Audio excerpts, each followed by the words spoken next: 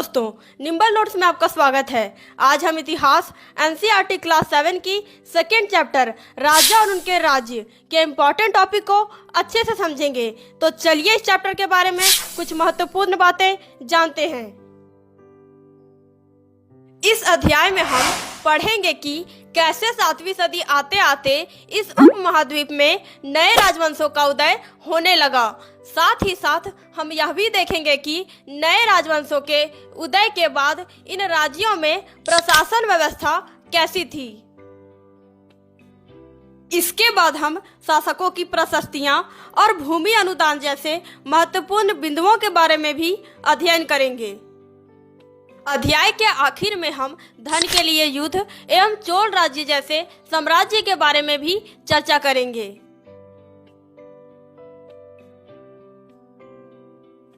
इस चैप्टर का पहला टॉपिक है नए राजवंशों का उदय। तो चलिए हम लोग इसके बारे में जानते हैं। 7वीं सदी आते आते उपमहाद्वीप के विभिन्न भागों में बड़े भूस्वामी और योद्धा सरदार अस्तित्व में आ चुके थे। राजा लोग प्रायः उन्हें अपने मातहत या सामंत के रूप में मान्यता देते थे।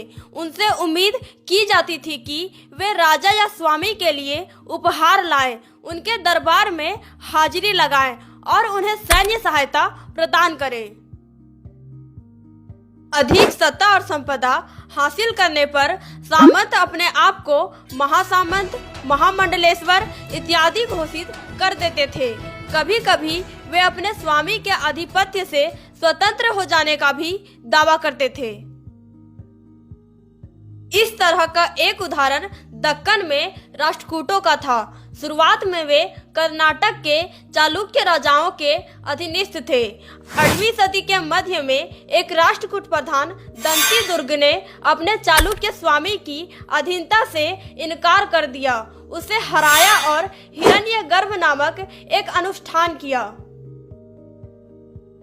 जब यह अनुष्ठान ब्राह्मणों की सहायता से संपन्न किया जाता था तो यह माना जाता था कि इससे याजक जन्मना क्षत्रिय ना होते हुए भी क्षत्रिय के रूप में दोबारा क्षत्रियत्व प्राप्त कर लेगा।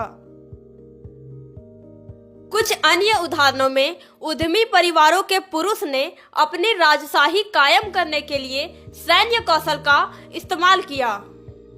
मिसाल के तौर पर कदम्ब मयूर शर्मन और गुज्जर प्रतिहार हरिश्चंद्र ब्राह्मण थे, जिन्होंने अपने परंपरागत पेशे को छोड़कर शस्त्र को अपना लिया और क्रमशः कर्नाटक और राजस्थान में अपने राज्य सफलतापूर्वक स्थापित किए। हमारा अगला टॉपिक है राज्यों में प्रशासन। तो चलिए हम लोग इसके बारे में जानते हैं। नए राजवंशों के उदय के बाद इन राजाओं में से कईयों ने महाराजाधिराज, त्रिभुवन चक्रवर्ती और इसी तरह की अन्य भारी भरकम उपाधियां धारण की। लेकिन इस तरह के दावों के बावजूद वे अपने सामंतों और किसान, व्यापारी तथा ब्राह्मणों के संगठनों के साथ अपनी सत्ता की साझेदारी करते थे। इन सभी राज्यों में उत्पादकों अर्थात किसानों, पशुपालकों एवं कारीगरों से संसाधन इकट्ठे किए जाते थे। इनको अक्सर अपने उत्पादों का एक हिस्सा त्यागने के लिए मनाया या बाध्य किया जाता था।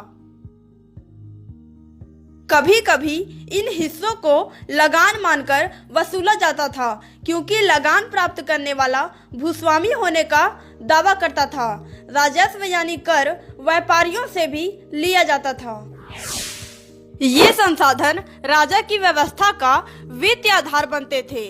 साथ ही मंदिरों और दुर्गों के निर्माण में भी इस्तेमाल होते थे। संसाधन युद्धों को लड़ने में भी इस्तेमाल होते थे। राजस्व वसूली के लिए पदाधिकारियों की नियुक्ति सामान्यतः प्रभावशाली परिवारों के बीच से ही की जाती थी और प्रायः वंशानुगत होती थी। सेना में भी ऐसा ही होता था। कई बार राजा के निकट संबंधी ही बड़े पदों पर होते थे। हमारा अगला टॉपिक है प्रशस्तियां और भूमि अनुदान। तो चलिए हम लोग इसके बारे में जानते हैं। प्रशस्तियों में ऐसे ब्यौरे होते हैं जो सत्य नहीं भी हो सकते हैं, लेकिन ये प्रशस्तियां हमें बताती है कि शासक खुद को कैसा दर्शाना चाहते थे। मिसाल के लिए शूरवीर विजय योद्धा के रूप में ये विद्वान ब्राह्मणों द्वारा रची गई थी, जो अक्सर प्रशासन में मदद करते थे। राजा लोग प्रायः ब्राह्मणों को भूमि अनुदान से पुरस्कृत करते थे। ये ताम्र पत्रों पर अभिलिखित होते थे, जो भूमि पाने वाले को दिए जाते थे। 12वीं शताब्दी में एक वृत्तांत काव्य भी रचा गया, जिसमें कश्मीर पर शासन करने वाले राजाओं का इतिहास दर्ज है। इसे कल्हण नामक एक रचनाकार द्वारा रचा गया। कल्हण ने अपना वृत्तांत लिखने के लिए शिलालेखों, दस्तावेजों और पहले के इतिहासों समेत अनेक तरह के स्रोतों का इस्तेमाल किया। प्रशस्तियों के लेखकों से भिन्न वह अक्सर शासकों और उनकी नीतियों के बारे में आलोचनात्मक रुख दिखलाता है।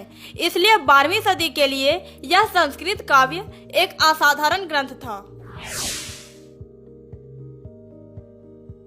हमारा अगला टॉपिक है धन के लिए युद्ध। तो चलिए हम लोग इसके बारे में जानते हैं। प्रत्येक शासक राजवंश दूसरे क्षेत्रों पर नियंत्रण करने का प्रयास करते थे। एक विशेष क्षेत्र था गंगा घाटी में कन्नौज नगर। गुज्जर, प्रतिहार, राष्ट्रकूट और पाल वंशों के शासक सदियों तक कन्नौज के ऊपर नियंत्रण को लेकर आपस में लड़ते रहे। चूंकि इस लंबी चली लड़ाई में 3 पक्ष थे, इसलिए इतिहासकारों ने प्रायः इसकी चर्चा त्रिपक्ष संघर्ष के रूप में की है। शासकों ने बड़े मंदिरों का निर्माण करवाकर भी अपनी सत्ता और संसाधनों का प्रदर्शन करने का प्रयास किया। इसलिए जब वे एक दूसरे के राज्यों पर आक्रमण करते थे तो मंदिरों को भी अपना निशाना बनाते थे, जो कभी कभी बहुत अधिक संपन्न होते थे।